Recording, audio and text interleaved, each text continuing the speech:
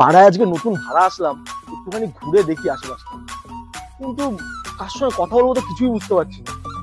দুপুরবেলা আশেপাশে তো কাউকে দেখতেও পাচ্ছি না আমি। যাই একটু ওই দিকটা গিয়ে দেখি। আরে দাদা, পাড়া নতুন নাকি? হ্যাঁ দাদা, আজকে এসেছি আপনাদের পাড়ায়। এই যে এই বাড়িটাতে ভাড়া এসেছি। আচ্ছা, ভালো।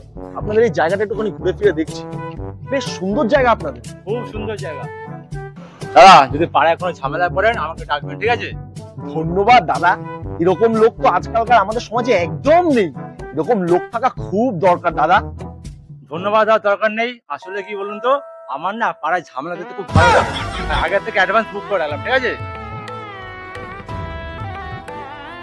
যা সারা কিসব চোদনা লোক রে মাইরি। প্রথমে ভেবেছিলাম পাড়াটা বেশ ভালো, না এখন তো দেখে মনে হচ্ছে পাড়াটা একদম ভালো না। এখানে থাকা একদম যাবে না।